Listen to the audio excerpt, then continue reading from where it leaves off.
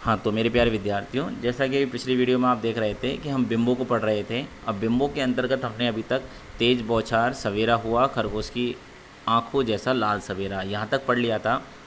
अब आगे की चर्चा करते हैं। आगे की चर्चा में आप देखो बेटाओ, शरद आया पुलों को पार करते हुए। तो अब यहाँ पर हम जो लाइन बनाएंगे, शरद आया पुलों को पार करते हुए, तो इस पर कौन सा बिंब बनेगा आपको बताओ। दृश्य बनेगा या श्रव्य? श्रव्य बनेगा या दृश्य? जल्दी बताइए। वेरी गुड, दृश्य बनेगा, क्योंकि पुलों को पार करते हुए हम देख रहे हैं। लेकिन शरद को जो पुलों को पार करते हुए देख रहे हैं वो स्थिर है या गतिशील है, ये बताओ आप। ये गतिशील है या स्थिर है? वेरी गुड, यह कैसा है बेटाओ? गतिशील, क्योंकि यह है पार करते हुए आता हुआ दिखाई दे रहा है। कैसा करते हुए दिखाई दे रहा है? पार करते हुए आता दिखाई दे रहा है, इसलिए हम लोगों ने इसे क्या बताया? गतिशील।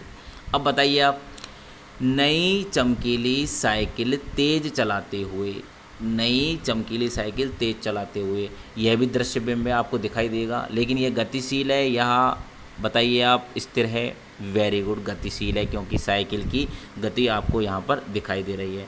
तो इस तरीके से हम इन बिंबों को हल करते जा रहे हैं। आगे लिखा हुआ है घंटी बजाते हुए जोर जोर से। अब देखो, घंटी बजाने में आपको बिंब चेंज होता हुआ दिखाई दे रहा है। क्या लिखा हुआ है यहाँ पर? घंटी बजाते हुए जोर जोर से। तो आपके मन में बनेगा, वेरी गुड, कौन सा बनेगा बेटा? श्रव्य बिंब बनेगा। कौन सा बिंब बनेगा? श्रव्य बिंब बनेगा, क्योंकि घंटी की आवाज़ हमें सुनाई दी नहीं अभी हम लोगों ने, लेकिन उसके बारे में जो बिंब बनाया है वो हमको ऑटोमेटिकली घंटी की ध्वनि के बारे में पता चलेगा। अब आपको पता है, साइकिल की घंटी की आवाज़ आपके सामने बोली है तो आपको उसी की आवाज़ महसूस हुई है। लेकिन अगर यहाँ पर आपसे बोलते ट्रेन की हॉर्न की आवाज़, तो आप ट्रेन की हॉर्न की आवाज़ महसूस करते।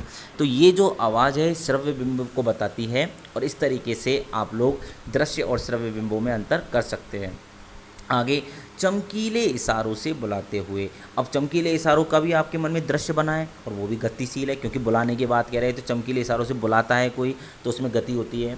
आकाश को इतना मुलायम बनाते हुए, देखो यहाँ पर बिंब चेंज हुआ है बेटा, स्पर्श बिंब। स्पर्श का अर्थ क्या होता है कि हम किसी वस्तु को स्पर्श करते हैं, टच करते हैं, तो उस तरीके का बिंब। तो आकाश को इतना मुलायम बनाते हुए, अब आपको पता है कि आसमान की जो सॉफ्टनेस है, उसकी जो मुलायमता है, वह देखने पर अर्थात स्पर्श करने पर ही हमें पता चलेगी। तो हमारे मन में जो बिंब बनेगा वह बिल्कुल सॉफ्ट सॉफ्ट अर्थात मुलायम मुलायम रूप से हमारे मन में जागृत होगा। इसलिए कवि ने यहाँ पर इसको स्पर्श बिंब के रूप में प्रस्तुत किया है। और अंत में, पतंग ऊपर उठ सके। अब पतंग उठी है ऊपर, लेकिन अब इसमें आप गति मत समझ लेना, यहाँ पर स्थिर बिल्कुल सही लिखा हुआ है। क्यों?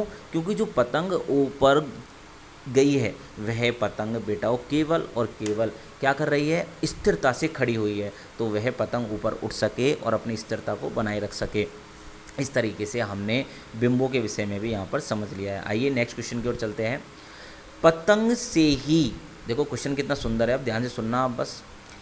जन्म से ही वे अपने साथ लाते हैं कपास के बारे में सोचे कि कपास से बच्चों का क्या संबंध बन सकता है। मैंने आपको पहले समझाया था कि छोटे बच्चे जब छोटी छोटी चोटों से पीड़ित हो जाते हैं तो वे रोते तो हैं, लेकिन तुरंत ही चुप हो जाते हैं। इसलिए उनके साथ उनकी कोमलता का हमेशा साथ रहता है। बच्चों के पैर कपास की तरह नरम, मुलायम, हल्के फुल्के और चोट खाने में समर्थ होते हैं। पैर ही नहीं, उनका पूरा शरीर ही ऐसा होता है बेटा। इसलिए वे पूरे दिन नाच कूद भी सकते हैं। पतंग को ऊंचाई तक पहुंचाने की धुन में वे इतने मग्न भी हो जाते हैं कि कपास जैसे मुलायम उनके तलवे जमीन की कठोरता का अनुभव ही नहीं कर पाते। तो उनका जो मुलायमपन है वो बचपन से ही उनके साथ आता है, अर्थात जब जन्म होता है तभी से उनके शरीर में एक लचीलापन, कोमलता या फिर कपास का जो रूप है वो समाया रहता है, जिसको कि कवि ने पाठ में अलग अलग सुंदर सुंदर उदाहरणों के माध्यम से प्रस्तुत किया है। जैसे छतों को मुलायम बनाते हुए उनके पैरों में इतनी कठोरता आ जाती है कि वो छतों को भी क्या कर देते हैं? मुलायम कर देते हैं अपने पैरों से। तो अब सोचो आप, छत कठोर होती है, पैर मुलायम होते हैं, लेकिन यहाँ पर उल्टा हो रहा है कि उनके पैर ऐसा लग रहा है कि छतों को मुलायम करने का काम कर रहे हैं, अर्थात उनके अंदर कहीं कठोरता तो नहीं आ गई है। इसलिए मैंने यहाँ पर इस शब्द का प्रयोग किया है। तो यहाँ पर आप लोग इस प्रश्न का उत्तर भी बड़े ही अच्छे से लिख सकते हैं। आइए नेक्स्ट प्रश्न की ओर चलते हैं। पतंगों के साथ वे भी उड़ रहे हैं, बच्चों का उड़ान से क्या संबंध है? आपको मैंने बताया था कि उनका रोमांचित शरीर इतना रोमांच कर रहा है कि ऐसा लग रहा है कि पतंगों के साथ साथ आसमान में वो भी ऊंचाई को छू रहे हैं। उसी प्रकार बच्चे भी छतों पर क्या करते हैं, इधर उधर घूमते हैं। वे किसी भी खतरे से बिल्कुल नहीं डरते हैं। संगीत में ताल के साथ उनका शरीर हवा के साथ लहराने लगता है और ऐसा लगता है कि वे खुद भी एक पतंग हो गए हैं। पतंग उड़ाते उड़ाते मानो उनके छोटे छोटे सपनों के क्या लग जाते हैं, पंख लग जाते हैं, और उन्हीं पंखों को वह पतंगों के सहारे ऊपर आसमान में उड़ाते नजर आते हैं। इस तरीके से आज हमने हमारी उस वीडियो में और इस वीडियो में मिला करके 5 प्रश्नों को कंप्लीट कर लिया।